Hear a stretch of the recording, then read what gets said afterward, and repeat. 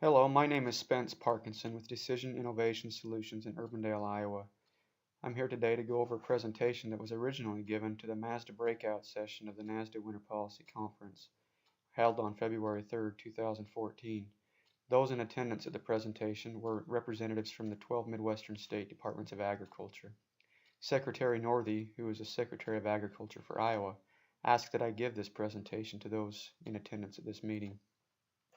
The primary purpose of this presentation was to make the other Midwestern states aware of a project that has been taking place in Iowa since 2005. Before I get into the presentation, I'd like to talk a little bit about who Decision Innovation Solutions is. Our business was started in 2007. We're an economic research and analysis firm, and we're based in Urbandale, Iowa. Our work is primarily concentrated in production and value-added agriculture. We do a lot of work with value-added ag feed companies. We've done work with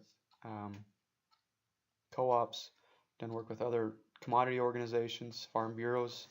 Our work is primarily confined to mostly private, some public, and some nonprofits.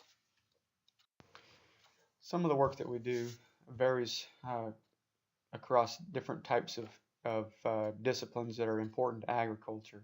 One that we recently finished for the state of Nebraska was to look at the ability of Nebraska agriculture to irrigate in a drought year. What you see here is a drought monitor image from September 25th, 2012. You'll recall that during that year there was severe drought across much of the Midwest and clear down into Texas. The goal of this research was to help people understand how important it is for Nebraska agriculture to be able to irrigate. And as a result of this study, we found that about 31,000 jobs and $11 billion were tied to that ability to irrigate predictably each year for Nebraska agriculture. In 2011, we did an economic impact study that dealt with the Missouri River flooding. The impact was felt on both sides of the Missouri, Nebraska and Iowa, and the impacts on the Nebraska side were about $189 million, with the total effects in terms of output or sales, and $207 million impact on Iowa, which is about $207 million. In 2013, we were able to do an economic impact study that looked at a change in taxing structure on Nebraska agriculture.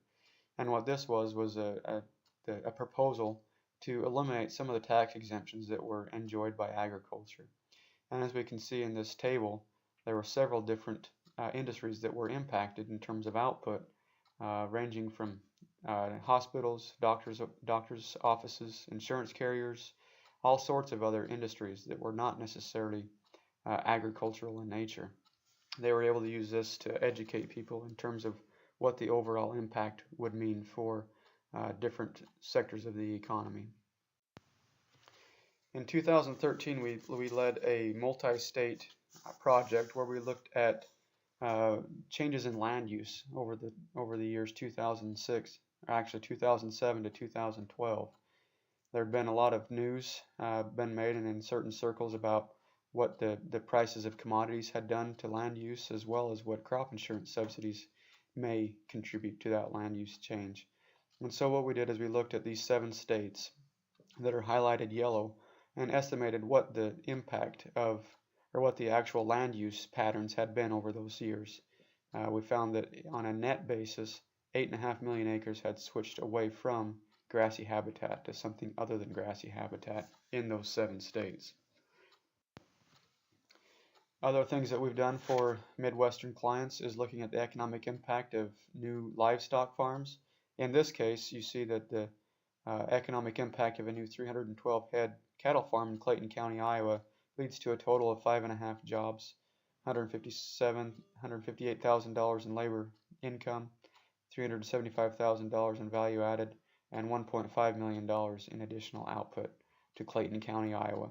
These types of economic impact numbers are used at open houses for new livestock farms to educate neighbors and others that are interested in their local area to understand what it means in terms of new livestock in their area.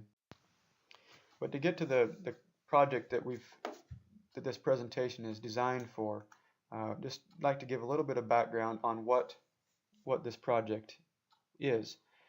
For Iowa, the client that we've been able to do this project for is the Coalition to Support Iowa's Farmers. In Iowa, the Coalition to Support Iowa's Farmers is supported by the Iowa Farm Bureau and many of the commodity groups and associations in the state of Iowa. This particular project has been done twice. We're currently in the middle of updating it for the third time. The first time it was done in 2005 by Iowa State University, and it was based upon the 2002 in-plan data set and calibrated to the 2002 Census of Agriculture.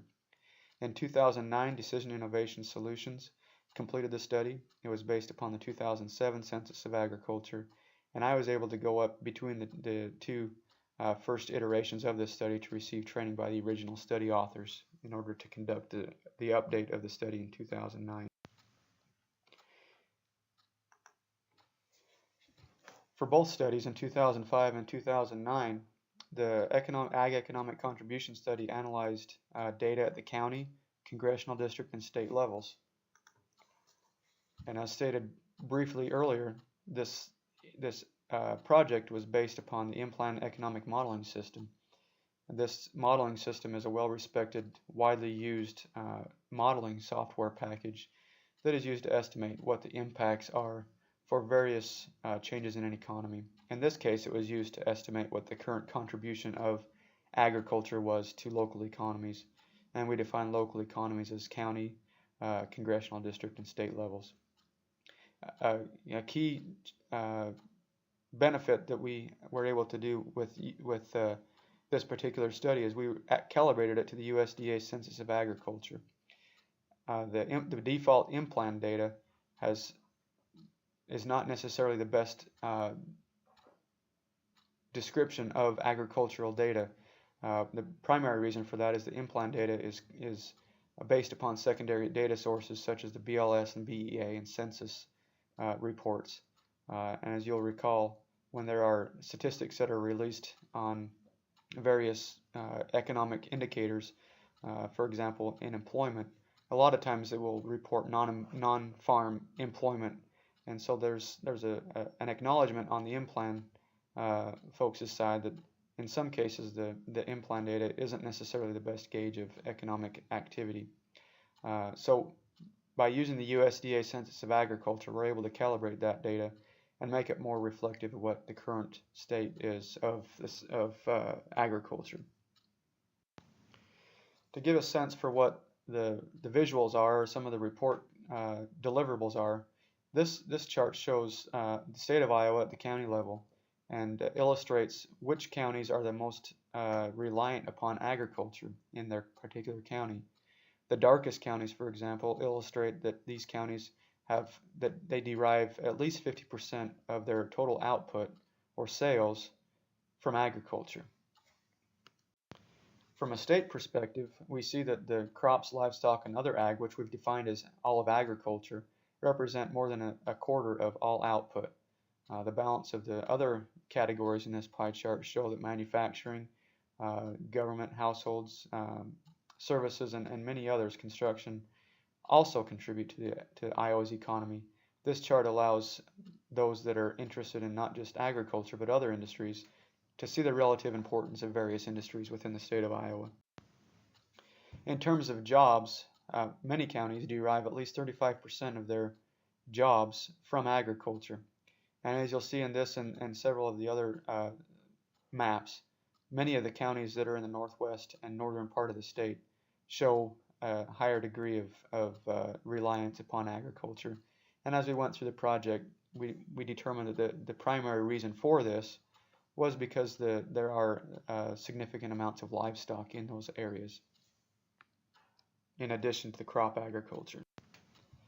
From a state perspective, we see that there are about 120,000 jobs that in the crop sector that Iowa derives its jobs from, and 133,000 of its jobs come from livestock, and about 79,000 come from other ag. And moving across, you can see the various importance of other industries within Iowa. In terms of value added, several counties derive more than 40% of their value added from agriculture.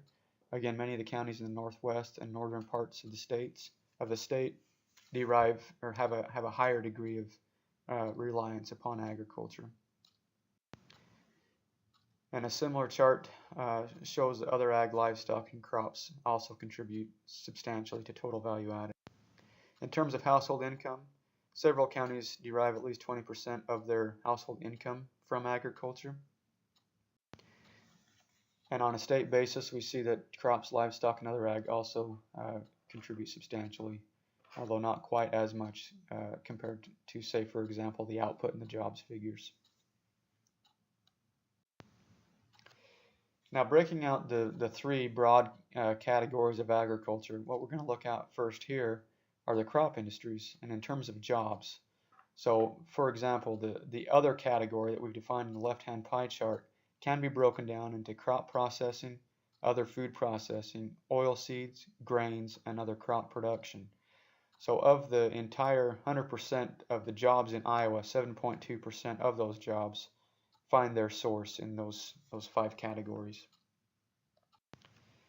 In terms of the livestock industries, which we've defined as meat processing, dairy processing, hogs, turkeys, egg-laying hens, dairy, and cattle, about 6.6% of Iowa's jobs can find their source back to the livestock industries. And in terms of the other ag industries, we find that about 2.7% of Iowa's jobs can trace their sources to the other ag category, which we have defined as farm machinery, ag support, animal and pet foods, ag chemical, and fertilizer.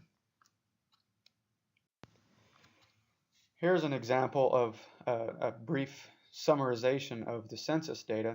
These numbers come directly from the 1997, the 2002, and the 2007 censuses of agriculture. We've simply summarized these so that they were more indicative of what the project is that we worked on with the Ag Economic Contribution Study, so it matches up quite well with other things that we've been able to put together.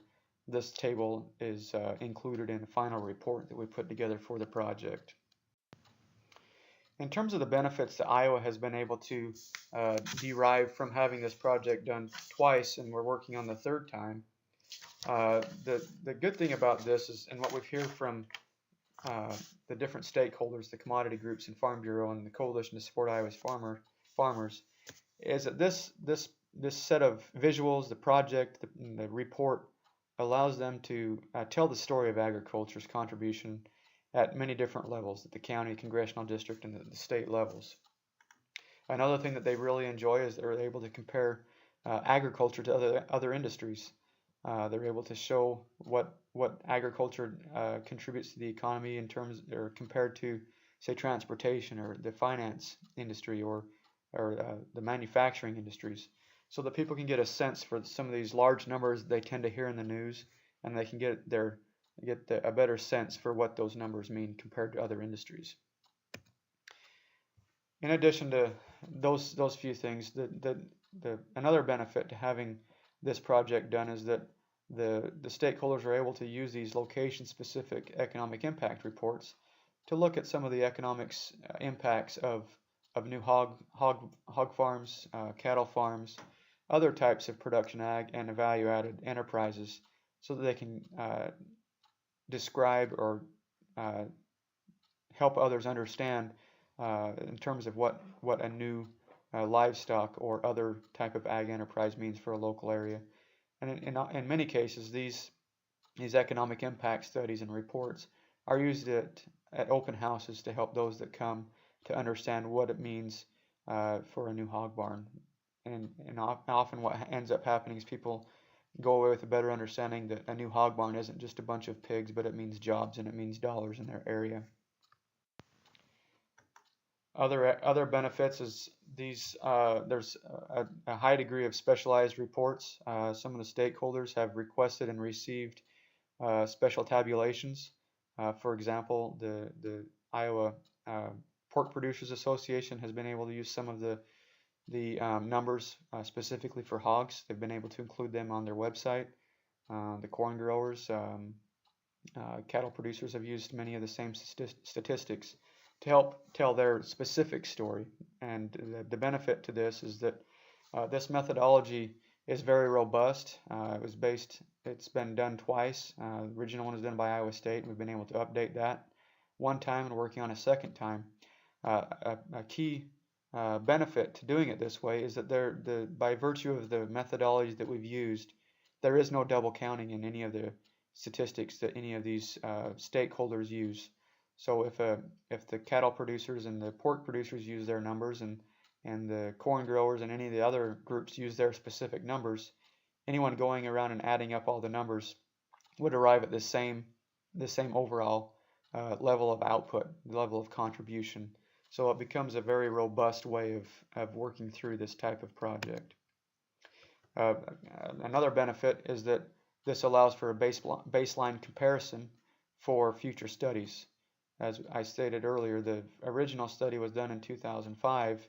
We've done one in 2009, and we'll also have one in 2014. And this allows to others, people to understand that the contribution of agriculture does change over time. Secretary Northey asked that I give this presentation to all of the Midwest departments of agriculture. And the reason for that is because we see that there can be some benefits of a multi-state participation. As an example, having a comprehensive report on agriculture's role in a state allows that particular state to compare it to other key industries, similar to what Iowa has done. As an example, the Michigan state of Michigan is certainly not that comparable to the state of Iowa, and different industries in Michigan will have a relative importance compared to agriculture in that state. Similarly, with South Dakota, which may be quite similar to Iowa, there can be some comparisons that are made within states and across states. So similar to what has been done in Iowa, we can also add some other industry views and localized views, like what we've done for the pork producers and the cattle producers here in Iowa. Another benefit for multi-state participation is that these various states that would participate in this study would be able to have a foundation for updates and comparison every 5 years, potentially doing some interim years depending upon what the needs are of each particular state. Another benefit to doing a multi-state participation is that states can compare across state borders. So Michigan can compare to Iowa, or Ohio could compare to North or South Dakota, and not just agriculture to agriculture, but also other industries and what share of economic activity can be traced to agriculture. Another benefit is the agricultural story can be told in a consistent and informative way. If all 12 states were able to do this particular project, then the methodology is the same.